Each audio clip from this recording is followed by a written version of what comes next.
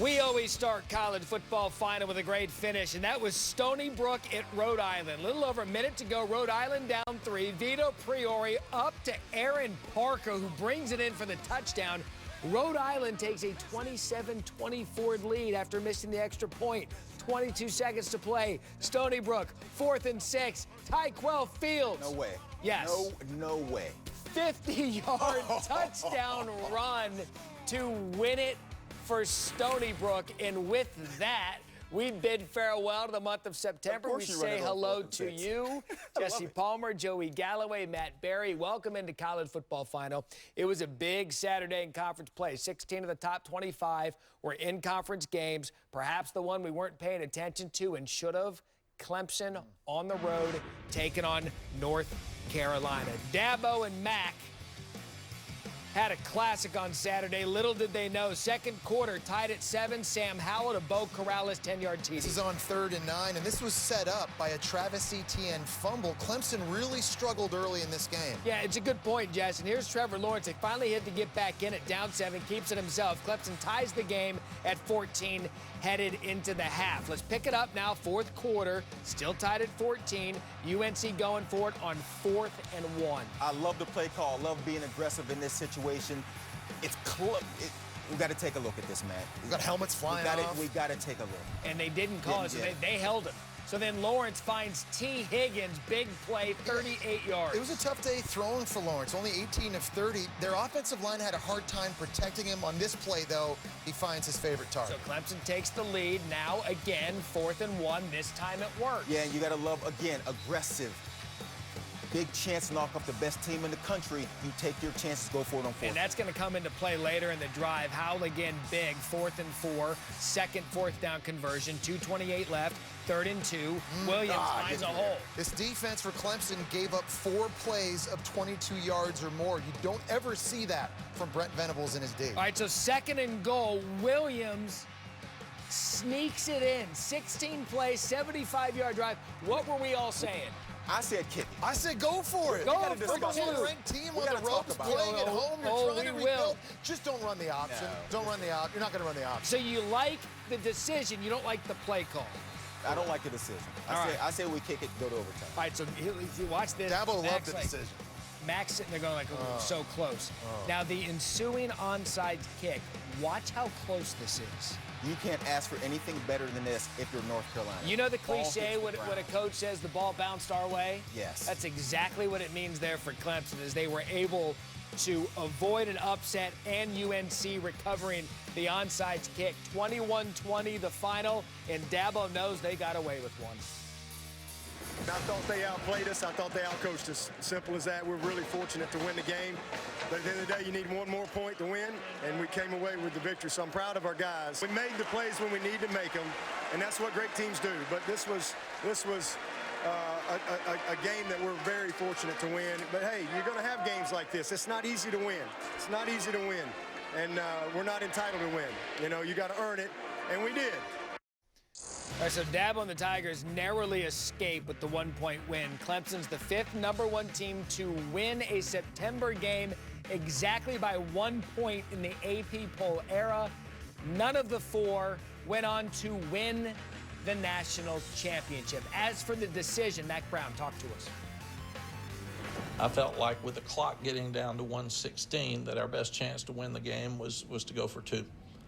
Because we'd been out there a lot on defense and worn down, and they had more depth than we had, and I just felt like it was our chance. And then we still had a minute 16. We were trying to kill some time, but we scored too fast, and Phil thought he had a good play to win the game on the 2 points, and just didn't do it. All right, it's college football. Weird things happen. I'm of the belief a win is a win is a win. Yeah. What is yours? You can ask any coach in any sport at any level. There's no such thing as a bad win. Now, in every game, you go away and you say, we got some things to fix. And if you're Clemson, they hadn't looked like the best team in the country. They returned all the talent from the offense from a season ago. And Trevor Lawrence has more interceptions than he had all last season. So there is some concern, but they're still undefeated. Their goal is to win every game they play in. They've done that so far, and if they continue to do that, this Clemson team will be fine. Good teams find ways to win, and certainly they did on the road. My concern watching this game was their inability to protect next year's first pick of the NFL draft, Trevor Lawrence, coming out in 2021. This guy, to me, is a major talent. They could not keep him upright in this game. They were confusing this offensive line and running backs, getting in his face, affecting his accuracy. This is a throw he would normally make to Justin Ross, gets overthrown. Cross dog here, and a poor job by ETN picking this up. Linebacker able to hit the arm of Trevor Lawrence, and it ends up being an errant pass. Lucky this wasn't intercepted. And then just all the different movement and the stunts and the twits and the blitzes and running backs and O-linemen not being on the same page. Lawrence only 3 of 9 for 41 yards and a sack when he was pressured in this game. To me, guys, through 5 weeks of the season, they don't look as dominant as they did in the second half of last season when they looked unbeatable. Right now, they do look beatable. Trevor Lawrence just a little bit off early this year, defensively not as dominant in the trenches. Certainly, they've got the talent to win a national championship. There's a lot of room for improvement. It's still early. But to me right now, guys, they are not the #1 team in the country. So we talk about 20 consecutive wins. That's the longest streak in FBS. A win is a win is a win, but perhaps symptomatic of some other issues going on with Clemson, who doesn't look quite as dominant as this next team did on Saturday night when they were on the road in Lincoln. Ohio State taking on Nebraska. Remember when Adrian Martinez in Nebraska, maybe a trendy Heisman pick? Martinez didn't have the goods, picked by Jeff Okudah. Yeah, Nebraska comes into this game leading the Big Ten and turning the ball over to get one early. Martinez turns it over. Okudah, one of the best corners in the country, probably a top 5 pick. Shows you why. And then we saw offensively, Justin Fields has been brilliant. Yeah, very decisive. I love this. Nobody open downfield. Take off and run it. His 5th straight game now with a rushing and passing touchdown. First player to do that in the Big Ten since Antoine Randall L. back in '99. More from the Buckeyes defense, more Okudah. Yeah, and if Nebraska don't have a chance in this game, they can't do things like this. They're in the red zone with a chance to get on the board, already down 14-0. Ball a little high. Again, Okudah showing the athleticism to concentrate on. How about we give old Okudah Matata some credit for catching that on the backside. Second quarter, Buckeyes up 31-0. Fields fakes the handoff. Austin Mack makes the catch. It's so nice as a quarterback when you have wide receivers that can win one-on-one versus man versus zone. Right here, Austin Mack, just strong hands, fighting through the defender and ripping that ball in. Oh, by the way, this had virtual lock implications for someone. Yeah. Third quarter. I mean, this thing was over. You didn't sweat. No, I wasn't sweating this game. J.K. Dobbins had a big game, 177 yards rushing. Fields, again, terrific. 3 different receivers catching touchdowns. How about the arena football type access you get there right up on the wall? It was a beatdown for Ryan Day and the Buckeyes. I thought our effort was outstanding. I thought we played tough. We talked about that coming in. I thought we tackled and ran to the ball well on defense. Got Adrian off balance a little bit, got some interceptions early. That kind of got things turned there in the first half. And then I thought we finished strong in the second half. We just wanted to come out here and execute on both sides of the ball and just do what we do. So the stage was definitely big, and this crowd definitely brought a lot of noise. But I think the defense and offense did a great job today. Jesse, what about that Buckeyes defense? Yeah, great total team defense, and it starts stopping the run and guys playing their assignment. You got a D tackle swimming an offensive lineman, getting penetration. Look at the linebacker come in right away, ID what's happening and make a tackle, and then the best pure pass rusher in the country, Chase Young. He's been a nightmare for quarterbacks this year. And they're trying to block Chase Young with one guy, and Martinez doesn't stand a chance. If that's what you're going to do, you're going to be in trouble, and you cannot turn the ball over. But if you can't stand in the pocket, look downfield, find a way to make your plays. You're on the run, off balance. You got one of the best corners in the country back here playing coverage. Nebraska didn't have a chance in this game. From the start, Ohio State was on fire. You could argue Ohio State has been the most dominant team in the country to this point. What about Virginia taking on Notre Dame? Notre Dame coming off the Georgia loss. How would they respond? What about this catch by Hassis Dubois? Yeah, well, Bryce Perkins was under unbelievable duress in this game. That's one of the few highlights you're going to see where there's no Notre Dame D lineman pulling him to the ground. Duress is putting it nicely. Then Perkins drops back. Jameer Jones strips Perkins. We got to scoop and score. Yeah, we have a scoop and score. He did a nice job in the first half, getting to 17 points. But the Notre Dame defense was outstanding in the second half. They were all over him. Didn't give him a chance to stand in the pocket and make plays. This one's in the air. Come on, big fella. Come on, big fella. You got to score for the big fella. Tony Jones Jr. is really good. Tough runner. 5'11", 225, low center of gravity. He's done a nice job. Jafar Armstrong, as we know, at running back, injured for the Irish. More Irish defense. Another strip. This one by Julian Okwara. And Notre Dame did score. We got the scoop and score.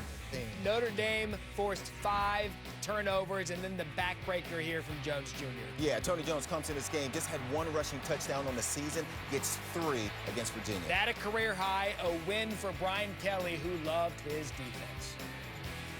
I challenged our staff to be stubborn and persistent and determined, and we did that. And it broke through for us in a manner that we saw a lot of those sacks really come together in the second half. Joey, show us their defense. Yeah, this defense was nasty, especially in the second half. Virginia found ways to get 17 points in the first half. Second half, they showed you what Notre Dame is all about. They had 8 sacks in this game. They got the 5 turnovers. They no longer allowed Bryce Perkins to stand in the pocket. Ball was in the air. Notre Dame played it like it was their football. Anytime it left Perkins' hands, Notre Dame was around the football. They held Virginia to 4 yards rushing in this game. And so if Notre Dame's going to play defense like this, they'll stay in the top 10. We saw it against Georgia when they were very impressive, slowing down that run game of Georgia, keeping Notre Dame in it. Now this Notre Dame team has to win out the rest of it if they're going to be in the conversation to get in the playoff. But if they play defense like this, they can. All right, overhead. Clark laid the D coordinator to be able to get pressure with just 4 guys. Yeah. You've got Aquar and Kareem and Hayes and all these guys coming off the edge. That is a huge advantage for Notre Dame. Dominant. Notre Dame already has 7 fumble recoveries this season, or most through 4 games in the Brian Kelly era. Still ahead on college football final. I mean, we have to do it, right? September's over. We're going to hand out a September Heisman. We'll each give one. Congratulations to who wins it. Plus, the playoff hopes perhaps coming down to Washington in the Pac-12. They had a big one against USC. We are off and running. This is college football final. College football final is brought to you by McDonald's.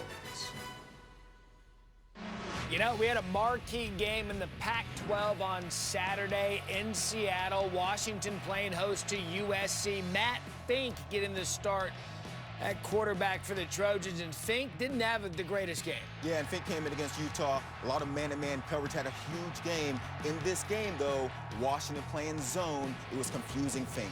Perhaps a break here for Washington. 2nd and goal, under a minute left in the first. Jacob Eason to Savon Ahmed. He fumbles, but his teammate right place, right time. Savon Ahmed had a great game, 153 yards rushing. This was his biggest mistake, but there's Andre Bocelli, Johnny on the spot. Singing the praises of Bocelli. Huskies lead at 14-0. You have a look, the ball squirts out. Bocelli right there, right place, right time. It is 14-0, Washington early at home. Second quarter now, under 5 to go in the half, up 14-0. USC gets a little bit of momentum here with Fink and a quarterback keeper. And they needed it. It looked like Washington was going to put them away early. Then they went on this drive, and Fink getting some confidence, getting this one in the end zone. Yeah, 17-7 at the half. Maybe that would catapult them in the second half. Now third quarter, USC down 27. Fink again picked off. This is the big story of the game. Defense for Washington, 3 takeaways, but 2 of them come inside their own red zone. And they were big because then Ahmed, you mentioned how big of a day he had. Look at the crease and the blocking he had from Washington. Yeah, and this run puts the game away for Washington. Great game by USC to come back, get back in this game. But the big playability, the blocking by the offensive line, the speed of Ahmed to the end zone puts this game away. It's all over. Maybe a helmet sticker for our editing team right there. Yeah, that 89 yards for Ahmed. That was really, Fantastic. really good. USC 3-2 for the 2nd straight season. Going into Saturday, there were 4 teams that had yet to trail in a game.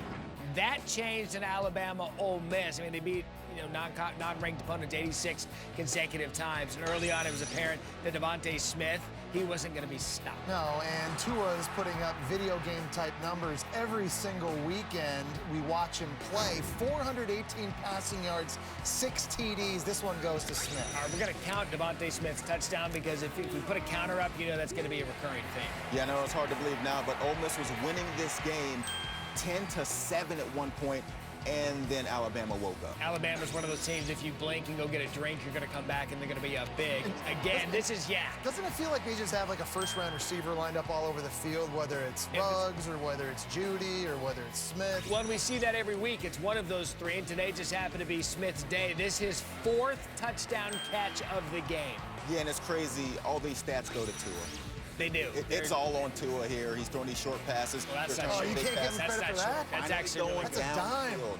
Tua 7 touchdowns responsible for, ties an SEC record held by Tebow, Warfel, Couch. 11 catches, 274 yards, 5 touchdowns for Smith. Alabama rolls. What about Texas Tech in Oklahoma? Speaking of rolling, Jalen Hurts, the Alabama transfer, in video game numbers, he's doing them too. Yeah, but you got to play a little bit of defense. That's one thing Texas Tech did not do. 3rd and 17. Where is the coverage? It's right there. You see Rambo it? gets inside. The Four guys. tackling, it's bad. That's special. Yeah, Rambo had a good day, by the way. 2 catches, 122 yards for a new career high for him. Yeah, that was on the first 2 drives. That's really, really good. 2 plays later, Hurts, he can run it, takes it up the gut. 5th rushing touchdown of the season. Sooners up 14-0. Second quarter, more of the same. You can give Hurts credit, you can give CeeDee Lamb credit, or you can talk about the tackling. Yeah, you can either call this Oklahoma highlights or Texas Tech lowlights on defense. It can't be that easy. CeeDee Lamb, 7 catches, 185 yards, 3 touchdowns, but he was touched by a defender on every one. I mean, just the big playability of this offense is what makes them scary. Opening drive, second half, and again, same as it ever was. Texas Tech came into the game just giving up 133 passing yards per game. That's going to change. Jalen Hurts, first Big 12 quarterback with 3 60-yard completions in a game since Patrick Mahomes. 415, 3 touchdowns in the air, 9 carries, 70 yards, and a touchdown on the ground. Despite all of this, Lincoln Riley says he's not happy. It's a great win. I mean, we've had a lot of battles with these guys over the years. Winning your home conference opener is a big deal to us. So certainly excited about winning, but there's, we still have a few too many lapses. And so we just got to continue to grow as a team. We've won. We've done some really good things, but our growth has got to continue if we want to have even a prayer of being what we think we might be. Now, perhaps you've heard that Norman, Oklahoma has become a little Heisman Trophy winning quarterback factory, and Lincoln Riley has another one. Jalen Hurts entered this game with more touchdowns than incompletions, and while he can no longer say that, he's still ahead of the pace set by Baker Mayfield in 2017 and Kyler last year. Still a good season nonetheless. What about Iowa State taking on Baylor? This is a good game. Charlie Brewer finds Tyquan Thornton, 35-yard touchdown. And Baylor sitting at 3-0 on the season. They look like they might be able to make some noise in the Big 12 this year. Up 20-0, game over. Yeah, this was it. It's over. Again, they had never trailed coming into this game this season. Brock Purdy had a rough start, but he got him back. Yeah, don't tell Brock Purdy game's over. Remember, he put up 510 total yards against UL Monroe last week, and he brought this offense back. Down 6 at this point. Then Charlie Kolar, 20-yard touchdown. Yeah, Brock Purdy threw for 342 in this game, and all of a sudden, Iowa State is about to take the lead. Can Baylor answer? Well, Baylor drives down. This the first career kick for John Mayers, and he doesn't go college kicker. I love it.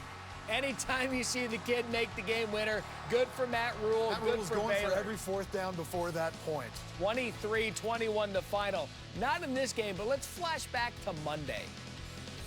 I understand there's 40,000 experts on Twitter that can call plays for me, so my email address is #IDon'tCare, okay? So shoot that out. We got to be better, and we're going to work to be better. So anybody that's negative, I respect it, and I don't care. Did he just do the cardinal sin? Pat Fitzgerald have given us something and receipts to go back to. #IDon'tCare Cardinal Sin. Yeah, all right, so here we go. Northwestern taking on Wisconsin. When you play Wisconsin, you have to stop Jonathan Taylor. Yeah, 4th and 2 especially. They love bringing in extra offensive linemen. For Jonathan Taylor, his 9th straight game with 100 yards, longest streak in the nation. Wisconsin leads 7-0, so you're thinking, okay, here we go. It's going to be another Wisconsin blowout. Third quarter, Northwestern down 7-3, 3rd and 8. Hunter Johnson under pressure, and here comes Tommy Twitter weighing in on Northwestern's struggles. Yeah, and this Northwestern team, first team this season to get points in the first half against this Wisconsin defense. Offensively, they're doing okay. All right, so that fan wanted to see a flea flicker, something creative, and then you've got a scoop and score here with the Wisconsin defense. Yeah, this is a big deal, too, for their defense to play well because Wisconsin's offense only scored 1 touchdown, only had 243 total yards, so they would need these turnovers. That fan wanted the offense to adapt, so the fans are weighing in. Coach Fitzgerald requested. Then in the fourth quarter, Aiden Smith in at quarterback, Hunter Johnson injured, and then just another touchdown for the Wisconsin defense. Yeah, this defense played with a chip on their shoulder in the second half. a little bit angry, this team needed it, offense not rolling, and the mark of good teams find other ways to win games. First time since 2005, 2 defensive touchdowns. Then the handoff to Drake Anderson. Finally, some offense for Northwestern. Fitzgerald decides to go for 2. Stops short. Northwestern trails 24-9. So 4:18 left in the fourth quarter. 1st and 10 in the red zone. Smith scrambles, looks right, finds J.J. Jefferson. Smith's bringing him back. Remember, T.J. Green, their backup quarterback, injured and out for the season. So you're now on your 3rd quarterback, and he's making plays. All of a sudden, Northwestern has life, and then again another 2-point conversion. You're thinking at some point, maybe kick the extra point, you'd work your way back in. It doesn't go. 24-15. How's Twitter feeling now? Twitter, we took a break on Twitter for a minute. We let those guys hang out in the basement for a minute. Then a sack by the Wisconsin. Yeah, and it's fitting that the Wisconsin defense would close this game out late, making the plays. They scored the points, let them sack in this game. Oh, yeah, it's about the Twitter. It's coming. Here it is. There it is. Northwestern football finds new ways to lose. Turns the ball over on downs. Wisconsin, you know, a lot of people had this as a blowout. 24-15 the final. Badgers over Northwestern. So tough go at it for the Northwestern offense so far this season. Cats have 25 points in 2 Big Ten games, their fewest to start conference play since 2007. That was Pat Fitzgerald's 2nd season as head coach. On the bright side, while the Cats are 1-3 for the 3rd time in 4 years, they did recover to make a bowl in each of those seasons. All right, hard to believe we are turning the calendar now from September to October. Fast. And I feel that it's a right of college football to hand out September Heismans, because we do it every year, and then that person never. Anyway, that's for. So we're not day. trying to jinx anybody. No, we're not. We're just we're just basically handing out a September Heisman. So Jesse, I'll start with you. LSU quarterback Joe Burrow, man, and Joe Brady shows up in Baton Rouge, and all of a sudden this passing offense is creative and it's explosive. And Burrow's got a couple things going for him. 1, he's quarterbacking an unbeaten team. 2, he's got the numbers: 80% completions, 17 touchdowns. He's only played 4 games, so the numbers won't be as good as Tua. But most importantly, he's got a Heisman moment already. That huge win on the road at Texas. Remember that 3rd and 17 hit Justin Jefferson? Yeah. The 61-yard TD? That, to me, is the play of September, so I'm going Joe Burrow. Yeah, and at this time of the season, everything you say about Joe Burrow, we can say about Tua. Yep. He has 23 touchdown passes, 0 interceptions. But Tua did this last season. If you talk about September, he gets off to these great starts and sort of faltered in the back half of the season. Won't do it this year. He learned his lesson last season. Alabama is scoring as easily as anyone in the country with Smith and Judy and Ruggs. It seems like every single game, every single time you show highlights, they start off with a slant that goes 80 yards. They're making it easy. I like Tua right now. If we had a trophy, it's his. You think so? Yes. Because of the wide receivers. Of course, that's not what they say. That's all they say. Because of the receivers. Who's won the last 2 Heismans? What school? I don't know. Well, Oklahoma. That was Baker Mayfield. a long time ago. You got Kyler Murray. So what I'm going to do is I'm going to go on past history. I'm going to take Jalen Hurts, the transfer, because he's been brilliant for Oklahoma to start this season. He's recorded his 2nd game this season with at least 450 yards of total offense. The only player in Oklahoma school history with more, Kyler Murray. And he only had 3 of them. So Jalen well on pace and has now thrown for 300 yards through the air twice. Something about Lincoln Riley taking these transfer quarterbacks. And look at this. This is post-game. You know what? It's post-game. He's getting that lat workout He's in, getting it in. on the core, activating. That's what happens like when you get post-game, your leader, that's you get how out he there. throws touchdowns. That's it. He does the core. All right. Yeah, Gotcha. it's about, that's a cool down. I can do that. Oh, that's a cool, that's a cool a down football right there. cool He's down. putting up such crazy numbers. So congratulations, September Heisman winners. You get nothing but our vote. But recent September Heismans, look at this list. Saquon, Fournette, Kenny Hill, Geno Smith. Here's the Matt stat for you. None of these guys were even invited to New York. In fact, Kenny Hill wasn't even the starter by the end of the year. Yes, that's because Fournette kept running into Alabama. I bet at minimum 2 of the 3 we just mentioned. I was just going to ask you that. 2 of the 3. Minimum 2 of the 3. All right, clip this off. We'll re-rack it in December. Still ahead on college football final. Auburn, would they have a letdown after Texas A&M? They've got a big one against the Gators. Gators has a walk. We'll show you highlights of both of those. Plus, there it is. The board is blank. Joey and Jesse, the first Who's In, coming your way on College Football Final.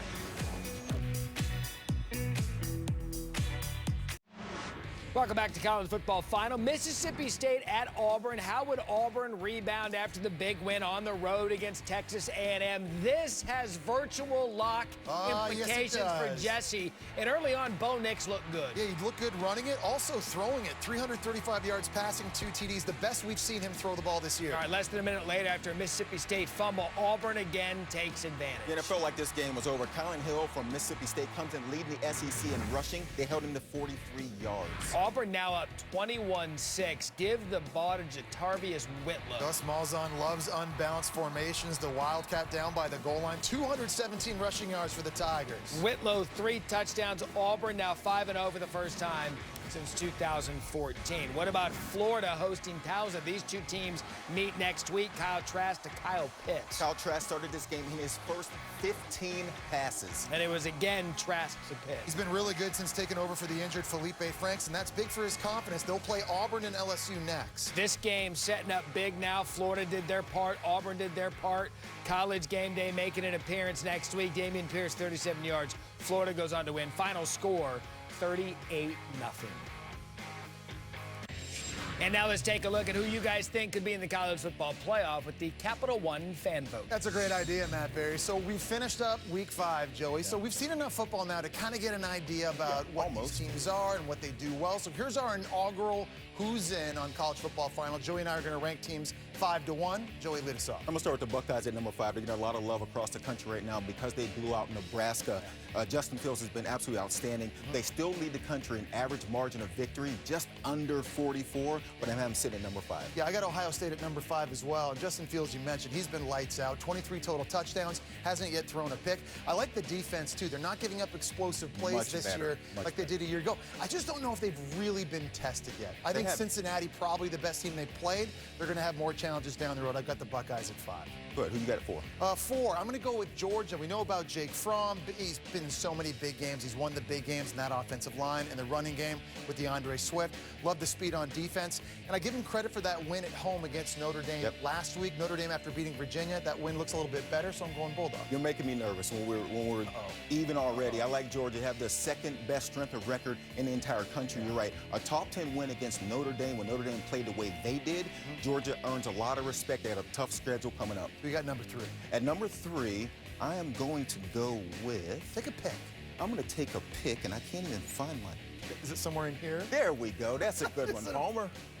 Give me LSU. This LSU team with Joe Burrow now is actually fun to watch on the offensive side of the ball. Joe Burrow's been as good as anyone in the country. Only question mark about LSU, their defense, and we hadn't said that in a long time. Yeah, defense banged up. I had a feeling you were going LSU 3, so I'm going to go LSU 3 as well. Defense banged up right now, real injured right now, especially up front on the D-line and at linebacker. Had a bye week this weekend. They need to get healthy, but they have that win on the road against Texas, which to me, if anybody on our list, is the most impressive win to date so far. I agree with you. You got number 2? I got number 2. I'm going Clemson and putting them at number 2. I had them number 1 coming into this weekend. It has a little bit of to do with what we saw against UNC, but more about what we've seen through 5 weeks of the college football season. To me, not as dominant a team as they were second half of last season.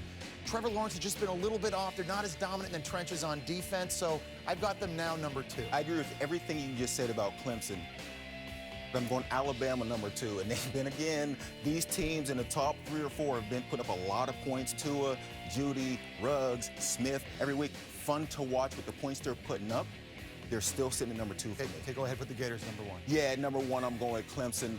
The only question mark about Clemson, and it's just a surprise, as Trevor Lawrence has 5 interceptions, only had 4 all of last season. They haven't looked great, but you know what they are? They're defending champions, and they're undefeated. I always keep that team at number 1 until they lose. But it's a 2019 season. It's a brand new season. Alabama, they're banged up on defense, we know.